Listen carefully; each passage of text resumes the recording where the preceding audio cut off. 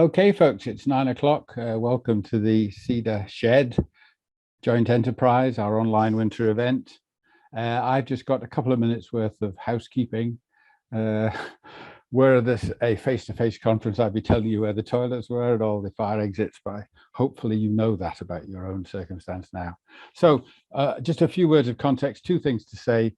One is that this is an event in a long run of events where we have tried to resurrect face-to-face conferences, and as you know, this was originally scheduled as a face-to-face conference. We had to postpone given the circumstances around, but SEDA is aiming to return to face-to-face in May 2022. So we hope that at that point we will be back to face-to-face conferences, hopefully still working in collaboration with the Scottish Higher Education developers, with SHED, and you'll hear the view from SHED in just a minute.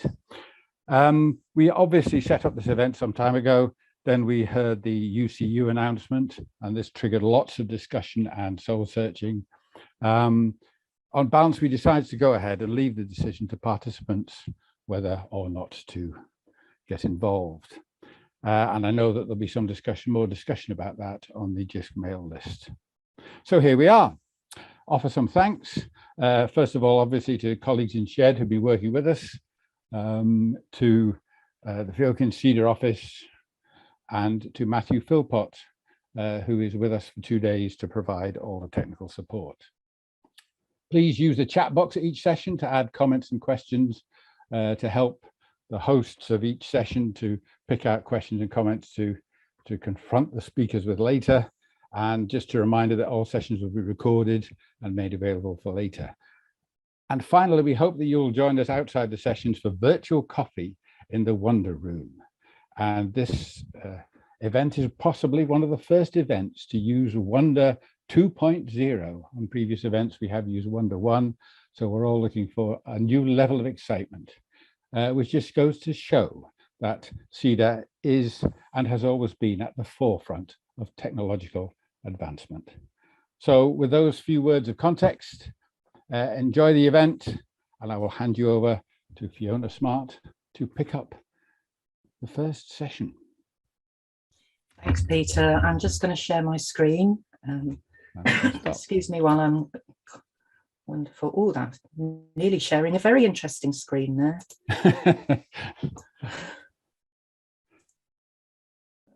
Okay. So it's a delight to be here. And it's even more of a delight to be here with Catriona and with Helen and with Tom. And our aim is to provoke conversation. It's a bit of a tradition in SHED to be provocative in a very professional way, and that's our intention. So a little while ago, probably 2 years, we were contemplating in SHED, working with Peter from SEDA, what our contribution could be to a conference that was going to be focused on rethinking the university. Well, who knew?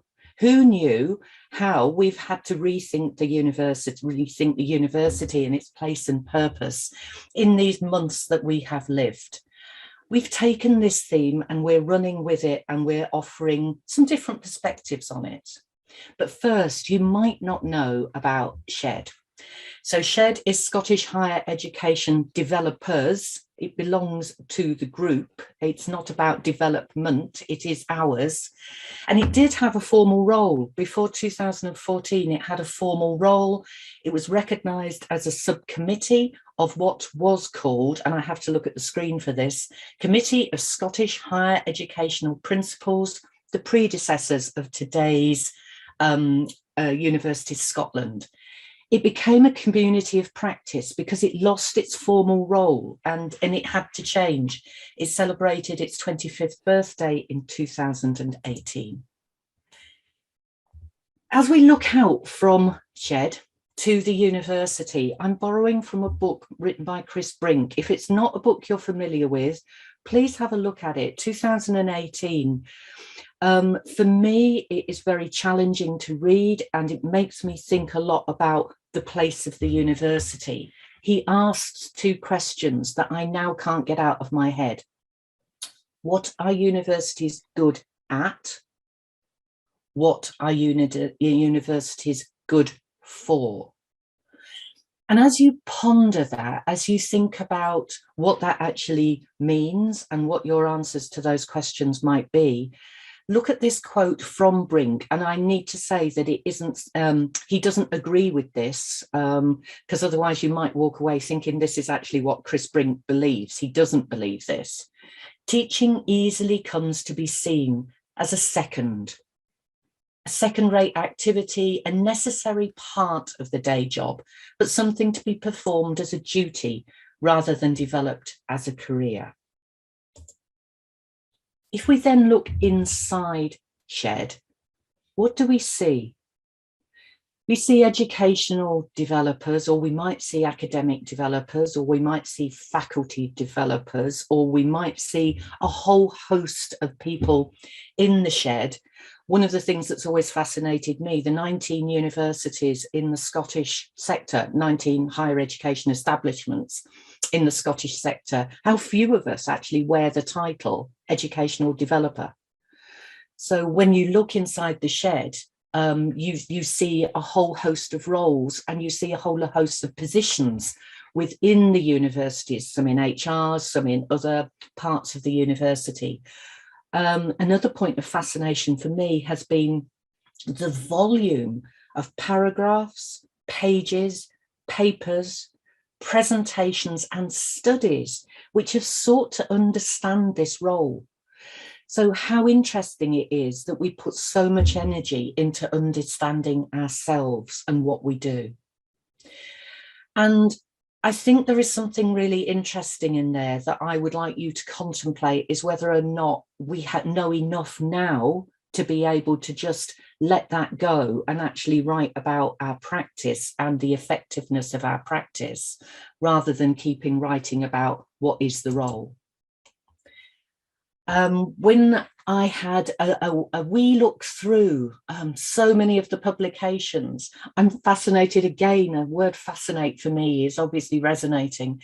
From Caged Birds, Catriona, one of the presenters being one of the authors for that one, to Agents of Change, and on to Partners in Arms, and the unforgettable for me, Chameleons on the Tartan Rug. I've got to say that will always be one of my favourites. And then quoting Sutherland, we've sought to get underneath and inside the precarious but connected roles and identities of academic developers. It's a quest. I've been doing a lot of soul searching, and I suspect that is to do with where I am in my career. And as I reflect back, this book, the one that's on the screen, Rocking the Boat, is 20 years old. It was going to be called Tempered Radicalism, and because of the year in which it was published, its title changed. It's not written about educational academic development, it's written about being in a university and effecting change in a university, rocking the boat, but still staying employed. And I've been thinking about it in the extent to which I have effected change, or maybe I've just been an ally in maintaining the status quo. What really have I been doing in my role within that academic development community? And if that book has made me think, this book is also from the same time period. It's another book from 20 years ago. And it's Judith Sachs' work, written in the Australian context. And she talks about old professionalism and new professionalism, with new professionalism being what she calls transformative. And again, I'm thinking, as I've sought to be a professional within this community, the extent to which I have been able to work with the complexities of the role and within the standards of accountability and autonomy, which takes me back to the whole idea of being tempered. Have I become stronger, as in steel and chocolate, just in case we need chocolate in this? Or have I been tempered, as in quietened? And I ask you to think about that. And sustainability is such a hot topic at the moment. Where are we as an educational developer community thinking about that, thinking that within our roles? This paper is quite provocative, actually, speculating, written in 2015, but speculating on whether or not sustainability in its quest will do us out of a job. It says more things than that, worth looking at it. And then I go back to 1979, which after a very interesting period of working in a bank for a year, it didn't work. I can tell you stories about that. I went into nursing. So I was slightly late. I went in as a 19-year-old. Care has driven me. If I look back on what has mattered to me over my years in education, which have been since '88, care has driven me. This paper is a very new paper, and it's looking at peer review, and it's looking at the context of care and how we as educational developers can be part of thinking about care within our roles and facilitating the idea of care being an actively used word within the university context. Just think about the mission statements of your universities. Is the word care in there? Or do we accept our tempered radicalism and just think it's okay, so long as we enact it, it doesn't actually matter if we don't speak to it? I would argue differently. This paper, I love poetry, I write poetry. I'm not going to tell you my poetry name because otherwise you might go and look it up and think, goodness me, that's interesting stuff. But recently, another paper, 2021, reflecting on the pandemic through poetry, worth a look and worth thinking about how we can reflect the challenges, the complexities, and the joy of our role in verse. This slide is deliberately complex because it reflects my head. My head is full. And one of the things that the pandemic has done to me is made me less able to read in the way that I used to be able to read, and it must be something to do with screen tiredness. So this reflects my brain. On the right-hand side, it's the piece of work, it's the poetic publication that I referred to a moment ago, but it's pulled together all of the joyous titles from educational development papers, because so Chameleon on a Tartan Rug appears in that one as well. But I'm taking you back to Clegg, 2009, and all those years ago. He talks about the soul of academic development. And that links with Chris Brink talking about the soul of the university and its place and its purpose. So I'm going to leave you with the provocation. What is the soul of academic development? What is it good at? And what is it good for? And on that note, I'm stopping and I'm handing to Catriona. Thank you, Fiona. And I think, well, ending on a soul, and I'm going to kind of come back to a number of points that you've raised. It's almost as if we planned it. So I'd like to, my provocation would like to focus on playfulness and play, because provocations are by necessity playful. And there's been a lot of emerging literature around the role of play and the role of serious play as well in educational development. But my provocation, I suppose, while Fiona, you've gone inwards, you've gone to the soul, I'm looking outwards. So I'm looking at what the view looks like from the shed. So on my first slide, I've got this quote here where I wanted to start. So why play and why now?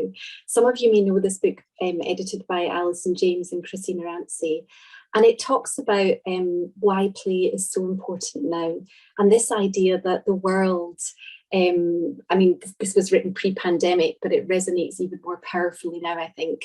This idea, particularly today when we see that a number of colleagues can't be with us because of industrial action, the kind of torn ethics, the challenges that we're facing all the time, and this feeling of being under siege, of the climate being uncertain and unstable. And I think a lot of this talking of sustainability has focused on the anxiety, on the uncertainty, and the unpleasant feelings that surfaces, the disruption. And I think that this is where play, and this is what James and Naranci really bring out through their book, it offers us hope, and it offers us well-being. So we're back to that notion of care and educational developers as care. SHED, for many colleagues, and a recent evaluation has brought this out quite explicitly, SHED is a place where colleagues come to gather together and to share joy around the role. A lot of conversations are animated and hands are moving, and a lot of them are playful as well. A lot of the time we are using, and I'm just going to go on to the next slide, which is an image. We use a collage, we use bricolage, we use image.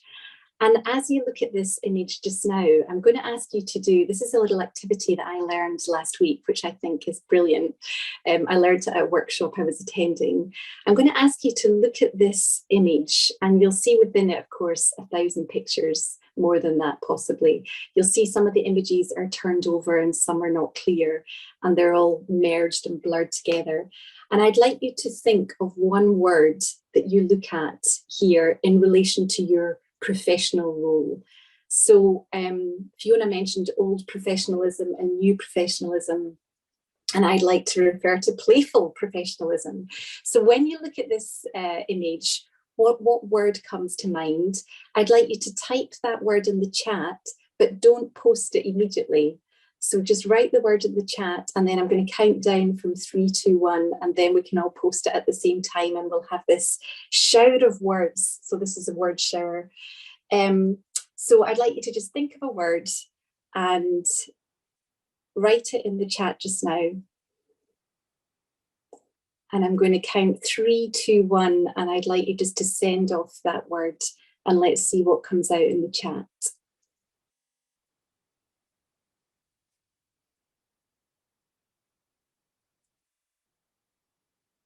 So as we just read out these words, I mean, they're almost like a poem in themselves. Messy, sunny, creative, fragmented. Burig, I don't know that word. That's an interesting word. Possibilities, which is a really nice place to end. So when we see that image, certainly the view from the shed to me looks exactly like this. A mess, that's a great word. I love it. I'm going to start using it. And that is exactly what happens in SHED. We learn new words, we learn new ways of looking at the world, and it enables us to go back to the day job with a kind of renewed sense of vigor and enthusiasm.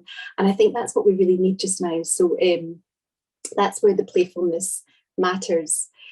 There's also, interestingly, in this image are the turned over jigsaw pieces. So there's a lot that we can't yet see and a lot that's unknown.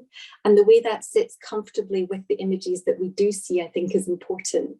I think there's also something about the way that everything is fragmented is certainly something that comes across, and something that, as Fiona mentioned in SHED, we have colleagues who are learning designers, we have colleagues who are learning technologists, and we have some students joining us more recently. So I think that feeling of a diverse group of colleagues with multiple perspectives is the way to go. So we play together in the SHED, but we don't just play with words, with images, we also play with words. And on the next slide, what I'm going to do is, oh, sorry, I don't think that's my slide, is it? We've got a rogue slide that's come in here. There we go. So this is a poem by Kathleen Jamie, who is our new Scottish Macher. So Scottish Macher is our poet laureate in Scotland. And again, I'm going to read out the poem and put it in the chat. And I'm going to ask you just to listen to the poem and think of your own role and think of where you are in this poem. So it's called The Wishing Tree. I stand neither in the wilderness nor fairyland, but in the fold of a green hill, the tilt from one parish into another. To look at me through the smirt of rain is to taste the iron in your own blood, because I hoard the common currency of longing, each wish, each secret assignation. My limbs lift, scabbed with greenish coins. I draw into my slow wood, fleur-de-lis, the enthroned Britannia. Behind me, the land reaches towards the Atlantic. And though I'm poisoned, choking on the small change of human hope, daily beaten into me, look, I am still alive, in fact, in bud. So this poem, I'm not going to ask you to share what you thought of, because I know it's difficult to be asked to do that in the moment. But actually, if we see what words jump out, certainly for me, thinking about SHED and thinking about educational development, is the sense of the fold and being in the fold. And I think that feeling of belonging somewhere, of belonging to a community at this time when we're so remote in many senses, we're working digitally in many ways, we're struggling to find those connections that we're familiar. This feeling of being in the fold is important. And of course, in the wishing tree, you have that sense of roots, of branches, of reaching out, which is important. There's something about the identity as well, and the Scottish identity that comes out here, but also that Britishness. And I think, again, we have to think of everything we do as contextualize, and the conversations we're having in higher education in Scotland just now, when it feels like we're moving increasingly further away from colleagues south of the border. It's a time for sadness, but it's also a time to talk more. It's more important that we have those conversations, that we have SEDA, that we have SHED, and that we can share those together. There's the feeling of looking outward towards the Atlantic and that turbulence, and that, again, the importance of reaching out globally. And this is where digital connections make that possible in a way that was more difficult before. But above all, I think, is this feeling of being poisoned, of choking. And I think that talks, Fiona, to your earlier sense of the tempered radicalism. So in our roles in educational developers, in educational development, where we're torn between fulfilling some of the strategic needs of an institution and fulfilling some of the individual needs of our colleagues, who I would argue need us more now than ever. How do we, that's a poison in the sense, it's the poison chalice, but there is hope, and we are still alive, and we are a bud. So that was Kathleen Jamie. And on my final slide, I suppose that's looking to the future. I'm thinking of joy and thinking of playfulness. I came across this article by Karen Gravitt last week when I was looking at something else. And she was talking about Pedagogies of Mattering. And it's an article that actually made me tingle. It brought me joy. And that's why I wanted to share it with you today. I'm going to read it out to you because there's different pieces in it. So we define Pedagogies of Mattering as a broad concept that encompasses relational pedagogies within understandings of higher education and of the world as a more than human concern. Such a view contests simplistic conceptions of care as wholly positive, and instead considers how concepts of care and mattering can be understood as complex, nuanced, and ambivalent human, non-human relational practices. And I would argue that's the view from the SHED. That's where we are. How are we going to go forward with our ambivalent human, non-human relational practices? Leading on from Catriona's idea of relations and care, I just want to say a huge thank you to SHED for letting me in the shed. I think I'm in a slightly dark corner. I'm not quite sure why. I've got my lighting around, but I am here. And I'm here on behalf of SEDA, as one of the co-chairs of SEDA, but also I'm academic developer at the University of the West of England down in Bristol. I just want to pick up on something that the question Fiona asked about, what are we good at? Because at the moment we're going through a phase of organisational design at UE, and we've had a number of one-to-one conversations with our PVC about what our individual aspirations are, what opportunities we see in this new approach. And I've been sitting in on all of those for my team, and it's been so interesting that one clear thing that's coming up from everybody, not kind of agreed in advance, it's just coming from everyone individually, is that we're all about making connections. We're about collaborating, and we acknowledge that we don't individually hold all the answers. We haven't got all the expertise ourselves. And so it's really important that we engage with others across the university. So that brings me to what I'd like to sort of raise today, which is around diversity and inclusivity in educational development. And by educational development, I'm using that term really broadly, as Fiona has done and Catriona, and thinking that anyone who's involved in inspiring, in leading or supporting educational change. Now, of course, the theme of inclusivity is hugely important across the sector. There's a lot of work going on around awarding gaps and so on. So I'm sure most people have been involved with this. And we've got a particular role as educational developers. We support and enable inclusive pedagogies, inclusive learning environments, but also through doing that, we need to role model that in our own practices, and we need to lead on inclusivity agendas. So, for example, at UE, we have our annual Festival of Learning, which takes place over a few days, and our festival team have done some amazing work to ensure inclusivity and accessibility around that. So carrying on the example from UE, our team, our broad team, this is including our administrators and so on, we've got about 12 people. And I've just picked out a couple of characteristics. Of course, there's lots of other ways we might be diverse, but I thought these ones are quite interesting. So out of the 12, we have 4 female, 8 male, 11 are British, 1 person from an EU country, and all 12 of us are white. So there's an element in which we are diverse, but also not diverse. So how do we ensure that diverse perspective in what we do? And this is something that we're looking at across the university. So there are things like university recruitment practices. So we're exploring how we can ensure we have diversity of applicants to any new posts that we recruit to. How we ensure that we're not biased towards particular applicants when we're shortlisting. But that still doesn't guarantee that you're going to get a widely diverse team, because of course you're basing that on, it's got to be the best person for the job in terms of their skill and expertise and so on. So we need to ensure that we engage with a range of colleagues. And as I said, we work with colleagues across the university. So when we're putting on events and activities, we always have a range of people involved. For example, our workshop leads, we involve lots of people from professional services and departments. We have a co-creation group who are putting together our inclusive curriculum and practice toolkit. And something that's really exciting for us as well is we have student internships. We have our student partners. This year, I think we actually had our interviews for them yesterday. We've had 4 or 5 every year for the last few years.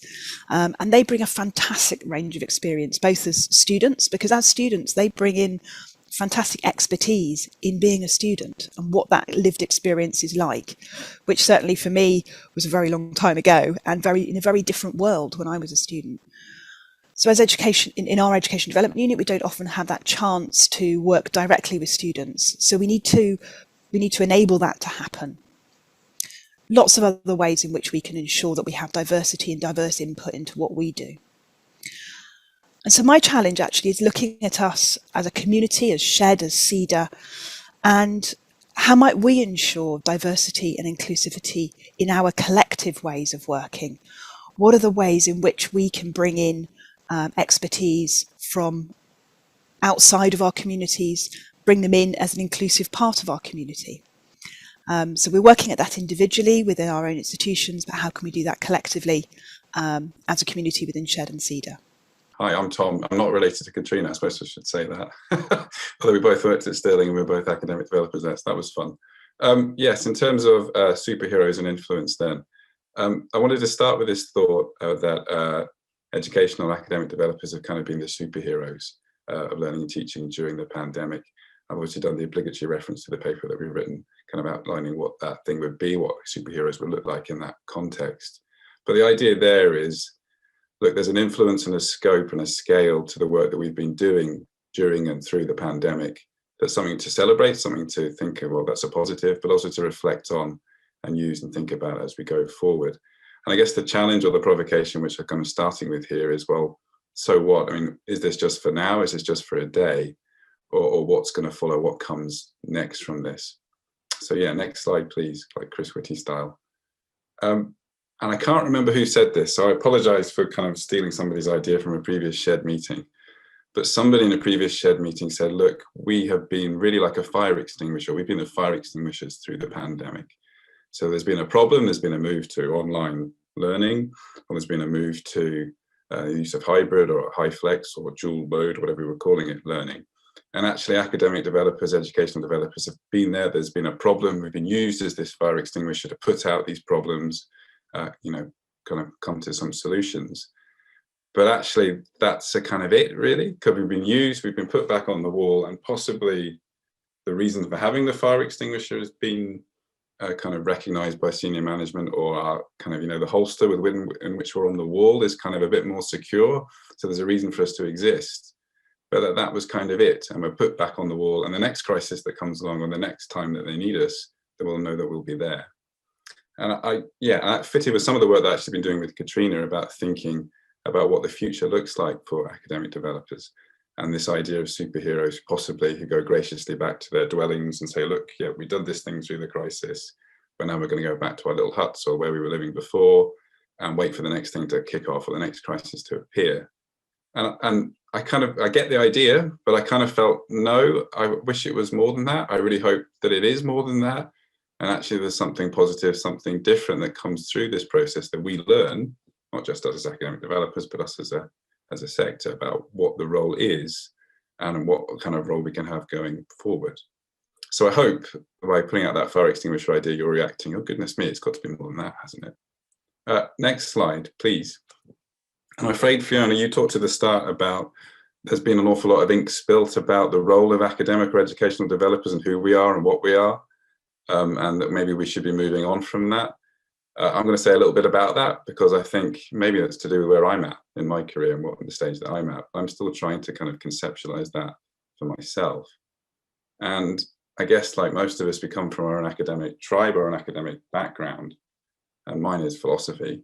And philosophers, as you might imagine, spend a huge amount of time thinking about who they are, what they're for, and what they do. And I've been trying to think about how that might then apply, or there might be parallels between that and the role of the educational developer. So one role or one conception of philosophy is an underlaborer, somebody who kind of clears up conceptual linguistic confusion, does a bit of that kind of groundwork for other people to build their theories. Another role is that the philosopher is, in a sense, an internal critic. That is, they start to learn the language games or the way in which a particular discipline is played or understood or conceptualized.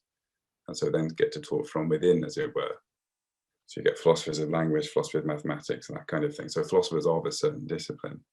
And then there's a final thought there that philosophers can be, in a sense, I don't know whether you want to be really arrogant and say above, but at least external to ongoing debates. And actually the right role for the philosopher in this view is to say, well, look, we can see the scope or the scope of a particular given domain and talk about it. And I wondered whether there were parallels there with educational development. I don't know, but at least the thought would be there, look, some people might conceive of educational developers as underlaborers, that we're kind of clearing up confusion, or we're providing the kind of groundwork or the basis on which our colleagues can then go and build their kind of pedagogical approaches or their approach to learning and teaching. I hope, as previously, we're not fire extinguishers. I hope we're more than that too. I hope we're not just underlaborers. I can see the idea that we're internal critics, i.e. we get to play a game where we get to understand the language of a certain given discipline. We kind of work our way into the way that discipline's done, and we can kind of communicate and talk to colleagues about the way that's done. And so we can be kind of change agents or whatever from within that process. But I also wonder whether or not there's a sense in which we could be external critics, i.e. standing outside of those different disciplines. And in a sense, as it was pertaining to that kind of quote earlier about being leaders or shaping or developing a kind of broader sense of what's going on. So that's the idea. I don't know whether that parallel works, and of course there'll be differences, but that was at least the kind of thinking I was trying to get to help me understand. Maybe I'm on a quest to understand the role of the educational developer too. Okay, next slide, please. Of course, if I talk about leadership, you're going to say, well, okay, in what sense can an educational developer be a leader? And isn't it really, nice thing to say? Oh, we love to be leaders, we love to be shaping things and changing things. But given the practical and the other kind of things that we're going to face in institutions, what would that possibly look like? And one idea I think, which I think Helen's brought out already, is the idea that there's all these alliances that we are, in the sense, at the fulcrum and the centre of I think during the pandemic, well, at least in my experience, we've had some really good engagement with some senior academics, senior managers in universities. We've obviously had to work much closer with the learning technologists. And also we worked with students as partners in the work of academic development. And I think there's something really interesting there about, well, we're the kind of people that are bringing those conversations together, and we're at the center of those conversations. And in that sense, I think we're providing some sort of leadership in that way. And then the second idea that is from, I think it's a wonky article, that actually we should be fully embracing the idea of the critical part of the critical friend. I think that was interesting what you were talking about, Fiona, there, about not being quietened or not being tempered, and actually being the critical person there, and the critical side of being a critical friend is important to bring out. I think that's right. And also there's an interesting paper there about educational developers being in more traditional leadership roles, i.e. Vice Chancellors in certain institutions, and what that might amount to. And again, the thought there seemed to be, in that paper, the educational developers are good at that because they do understand the different languages of the different disciplines and can bring those different things together. So there may be a role for that. So that's my provocation. I don't know whether that made sense, but I was trying to lay these things across. And I guess the idea, linking right back to the start, is that we shouldn't be quietened. We should be confident in the work that we've done, and we should use what we've done over the pandemic in a positive way to move forward. But thank you. Back to you, Fiona.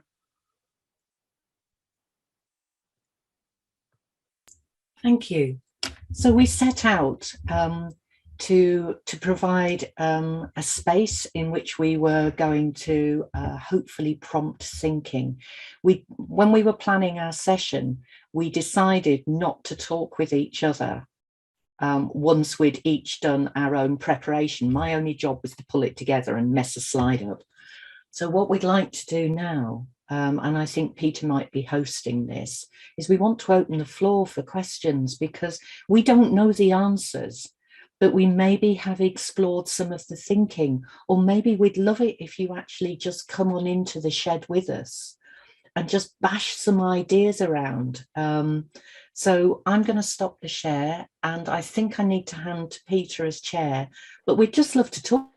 We've deliberately done this so that we've got talking time. So I'm going to stop the share. Peter.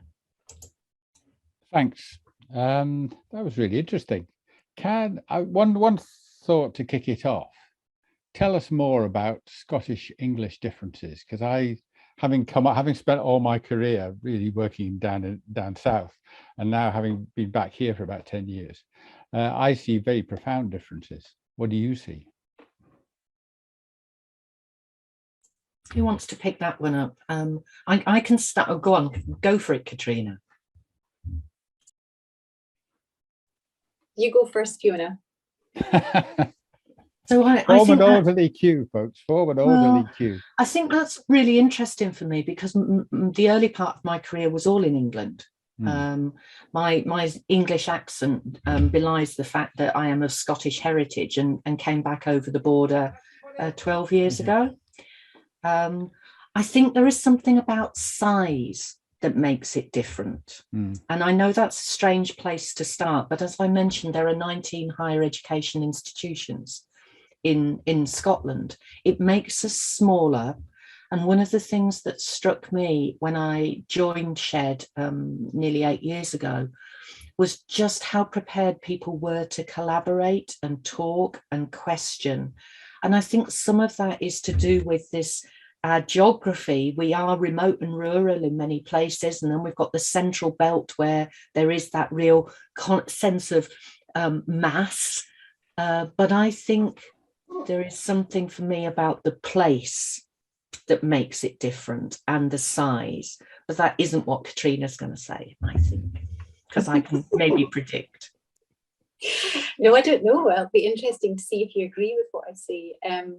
I would say, so again, I worked at the HEA for a while and really enjoyed that kind of national and international perspective. And one of my concerns when I came back into the Scottish context is that I would become quite insular, because I think a lot of Scottish, well, actually, maybe I shouldn't say this, so I'm not going to say it, but there's a danger of parochialism in a small place. And I think that's why that looking outwards and having those conversations is so important. I think one of the biggest differences for me is the way that our quality processes are diverging, and the Office for Students, for example, I was really quite surprised when I saw that recent consultation document, and I saw some of the language that was being used, and that kind of difference between, I guess, the assurance and the enhancement processes in Scotland. But I also think in Scotland we are often a little bit smug, and a little bit, we kind of, there's a myth that we are somehow, our education system is somehow better, and I think a lot of that is a myth, and I kind of think a big part of SHED's role is inviting in those perspectives from outside, because yeah, there's a lot that's wrong in Scotland and a lot we need to fix. I don't know if anyone else would want to add to that, Helen or Tom. I must admit, I don't know the Scottish perspective well enough from the inside, as it were, but certainly from seeing it from the outside, particularly the quality assurance aspect of it. To me, the way that's been done for certainly the last few years around the enhancement connections, that feels a lot better way of going about things. It's about sharing practice. It's about learning together and collaborating rather than sort of checks and balances, really. So, and I think that potentially then has an impact on how we work as educational developers, because again, it encourages collaboration and so on. But I'd be interested to hear if Tom has a perspective on it as well. Tom, do you want to chip in? Well, I've not worked in England, so I think it would be a bit odd for me to. But I do get I feel the worry that Scotland is small, and in that sense is insular. And I get Catriona's point about let's reach outward and let's bring voices in. I think that's right. But as into the difference, I was going to ask Catriona that very question because she was quite clear on that there was a difference. I'm interested to know what it was. I was just going to pop in quite quickly there, and I'm just trying to see, I was looking at the participants to see how many people I was going to offend with the next thing I was going to say. But when I was vice convener of SHED and then its convener, following on from what Catriona said, one of the things that disturbed me was the sense that SHED wanted Hadrian's Wall to be high and I wanted Hadrian's Wall to be low or non-existent. So it was through reaching out to SEDA and making sure SEDA was active, working with us. And Peter has just been such an asset to us to make sure that we had that partnership, that we are holding hands across the wall, even although it does feel different, but also for us to make connections with colleagues in Canada, EDC. And Catriona and I have both been part of supporting a Chinese SHED. They've modelled themselves on us, and we're both active within that community. So I think there is a real risk of smallness, and smugness, and I think SHED is the counterbalance to that. And I think that's why we have to look after it. It has no money, it has no funding, and yet it still thrives. There has to be a reason for that, and we have been investigating that, and we've got some more work to do on it. So I'm hoping that's a useful answer, Peter. Yes, I mean, I think as a product of the Scottish school education system, that is better than down south. So I can subscribe to that. But maybe that's a discussion for the Wonder Room. But I think there's those two those two kind of slightly competing tendencies. One is a kind of parochial one, but that's offset by the collaboration. So, and I think the collaboration, hopefully, and as Catriona was saying a minute ago, that looking outwards, I think, has become much more obvious, I think, in the Scottish scene lately. So if we build on that, I think, and through these kind of conversations, SEDA and SHED should have more conversations. Catriona? Well, I was just really struck. In fact, that was one of the differences that kind of was brought to me and surprised me, was in a meeting to discuss the conference a few weeks ago, and I was talking about the teaching spaces in our universities in Scotland, where students are still wearing masks, where the desks are all social distance, where teachers have to stand at the very front, and the way that has affected teaching staff, but also students. And we've had a huge issue with student engagement this trimester, and anecdotally it feels that that is relevant across Scotland. But then the reaction to of colleagues in SEDA when I was talking about that, and say, well, that's not something that we recognise, that's not familiar. So I think our kind of politics and the difference between Scottish and Westminster governments have then really changed our behaviour, and I think that will have a long-term impact. And the other big thing is the student fees, of course, because for now in Scotland, if you are a resident in Scotland, you don't pay fees as a student for your undergraduate degree. So that makes a big difference in terms of student demand and student expectation, which I really feel for colleagues south of the border, because I think that must be very difficult to juggle that tension, particularly in our kinds of roles. I don't know, Mary, it'd be interesting to hear the Irish context and perspective.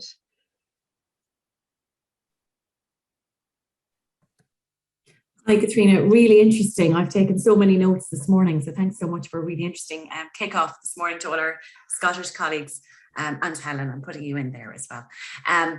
Yeah, I mean, I was fascinated to hear that discussion as well, Catriona, at that meeting around how things are different. And I think, you know, we're very much in a similar space to Scotland in terms of restrictions and how the pandemic has been managed at that local level. And certainly in recent times, it has reverted to, you know, going back to online assessment as much as possible, particularly in light of what's happened in the last few weeks. But that space between the students and the staff in teaching, and not being able to work as closely with students in the group work scenario, and, you know, even going down to have a word with the student, that's a barrier that teachers wouldn't have been used to typically.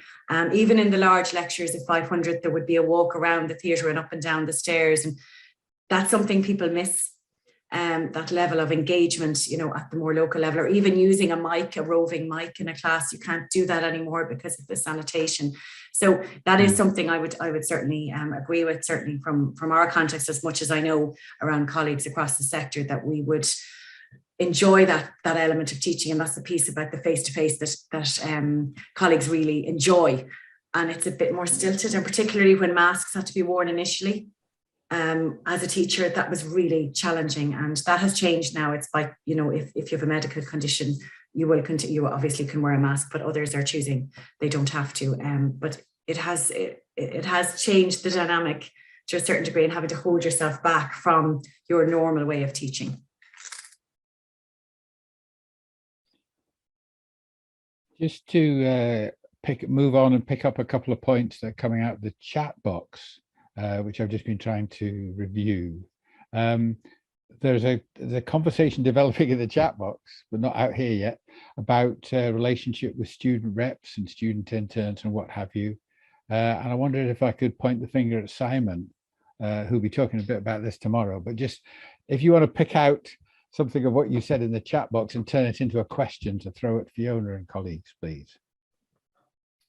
Yeah, I mean, I'm not sure if there was a particular comment you had in mind, Peter, but certainly my most recent one was a response to a point that Giles made, which is about student engagement not just being a freedom and a right and an open space for students, but actually something that is a responsibility for them, which raises questions about, obviously, you know, educational development exists to kind of help staff teach.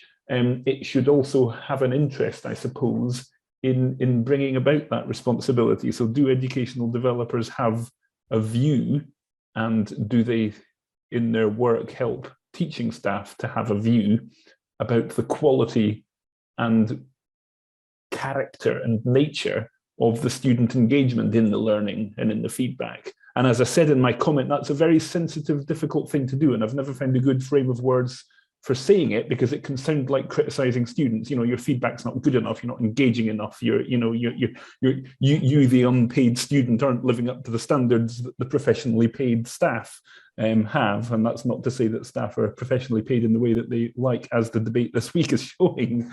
But yeah, I think there's a useful perspective that I love learning from academic developers and teaching staff generally about the responsibility that students have to engage.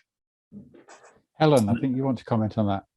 Yeah, thanks. I just wanted to pick it up in the sense of student engagement with their learning, which is one aspect of student engagement, as well as a sort of student voice.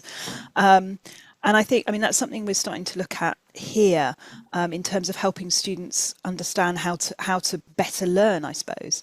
And an idea that's come out from a colleague in the business school is what we're calling the 3 Ps, which is prepare, participate, and practice. And helping them understand that to develop their own expertise, they need to be engaged in the process. And I think we need to do more about understanding students' expectations of what a higher education looks like and what their role is in that. We've had quite a few conversations around that recently, and sort of a sense of, well, traditionally, and I think we picked this up in the media with sort of comments we've seen over the last year or so, I think there's still a traditional sense that when you learn in university, you're going to sit in a lecture theatre in rows and someone's going to give you information, which is now increasingly different from what students are experiencing before they come to university. So there's an expectation of what it's going to look like, and then it might be something different. So there's a mismatch of expectation, and even if that different is better, it can be hard for the student to articulate in terms of them giving their feedback. But actually, I think we need to help them to understand how, or to learn for themselves how to best to make the most of that time that they have in the classroom or online and so on. So I think certainly for us in my institution, we're looking at doing more work on that and supporting the students to, and I think that participate bit is really important. Whatever that means for you as an individual student, we're not, again, thinking about diversity, there are different ways in which students might participate and engage. But it's also about having a stake in your learning and feeling that you have agency and power, or perhaps agency is a better word, so that when things are not right for you, you feel you're able to do something about it. And that's where we kind of then link into the student voice and student feedback. So there's a whole thing, a conversation there to be had with students about what their role is. And I think, again, looking at the Scottish English divide, again, that's an interesting one in the context of fees, because there could be a sense that, well, I'm giving you money, you give me education. But of course, that's not how education works. That's not how learning works. So yeah, it's a really interesting conversation to be had with students. Fiona. I have a frustration, and I think it does link to the role of academic development, educational development, that we expect students to engage, but we've designed the curriculum in advance of wanting them to engage. So we create the learning outcomes, we decide the content, we think about the assessment. And then when we get to the point of planning the sessions and the modules and the programme, we then think, oh, but we want students to engage. So we then try and retrofit student engagement and participation into something that was already created. So that means that we've got a bungalow, but we wanted a hotel. And it's like, well, if you wanted a hotel, you should have built the hotel in the first place. So I actually think there is something really powerful, and I am deliberately using that word, a role that is there in the connections. I loved it when Helen talked about the thing that's emerging at UE at the moment is the power of the connection. I think we can connect in conversation about, if you want a hotel, create a hotel in the first place and stop building the bungalow. Because asking students to participate when we didn't plan for it in the first place is always going to be a really awkward fit. So that's what I'm thinking.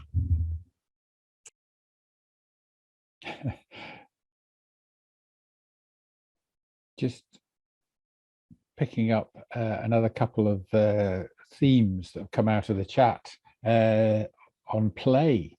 Jackie Smart, would you like to chip in with your comment about the education development and play? Yeah, thanks, Peter. Hello, everybody. Really enjoyed that presentation. Thank you. I moved into educational development about four and a half years ago now from academic career, and you can see from my comment with a theatre background. And I always used to say to my students when they were trying to create something, don't move straight to organisation, which they had a real habit of doing, that we want to see what it looks like. Well, give yourselves time to experiment, to play, to fail, because your first idea isn't going to be your best idea. And I found a frustration in education development that we have this faculty facing hub model at Bradford, and I'm forever being called in to say, right, can you do a 2-hour workshop for us on sorting out assessment? And I'm like, yeah, I could, but that we're not necessarily going to sort that out. So I'm gradually managing to kind of make connections, as you say, Fiona, and build in a different way. But I do feel the university in general, and in some places, perhaps the educational development role, has become a bit too functional. And I really want to think about how we can make space for academics to have this much more dialogic, playful, exploratory time. So I don't know if anyone has ideas or examples of how you do that. Thanks. Yes, you just brought me back to a demand from a course when I was teaching to say, come and give us a course on communication and sort our student problems out. And I said, good, when do you want me to do it? How long? And they said, well, we've got 2 hours in Freshers Week, so that should sort it all out. Catriona. Yeah, sorry, it was just a small point of that on that. And one of the things that I've seen done quite a lot and that I enjoy doing is forum theatre. So using forum theatre as a way of doing that, and that you can do in a 2-hour workshop, but you might not get very good feedback on your return. But I feel that that's where the pandemic had a really sort of brilliant role to play there, because in a way everyone was forced to take risks, because as teaching staff you were forced to expose yourself, probably as someone who wasn't an expert in teaching online and teaching in that way, so kind of being made to be vulnerable.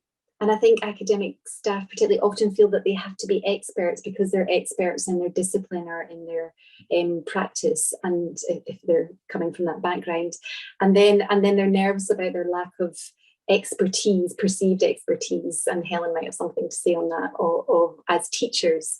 So there is something about the pandemic, I think, that's perhaps encouraged that risk taking, which is and the way we've had to change assessments, for example, the way that we do them, and I think that's exciting. So I think that's hopeful for what lies ahead, and if we can pull on that risk, that there's hope there.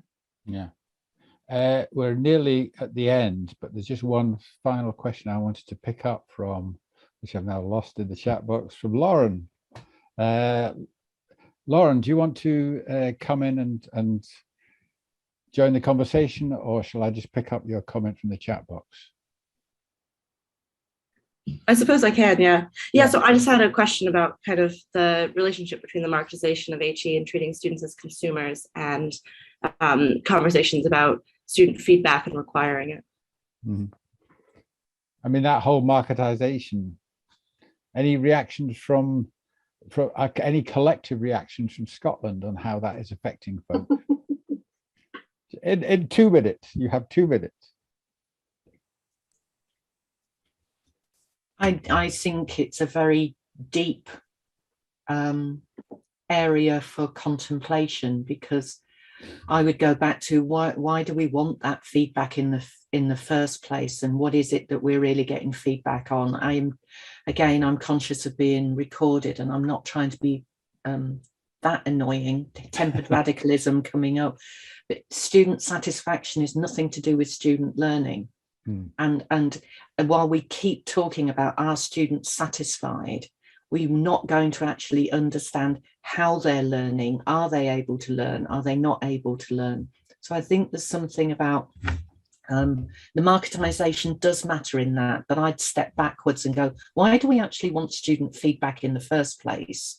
And how will that enhance the learning opportunities for them and for other students? And I think whether or not we're in England, Scotland, Ireland, Wales, wherever, we've got to start to question, why is it we keep asking students for feedback? What do we really want from them, and how will it help us? And I'm not sure that that's the answer that probably was anticipated. Okay, and I think that is a wonderful place to end, because it does lead us into the second keynote panel, which we have tomorrow, where hopefully we'll provide answers to all these questions.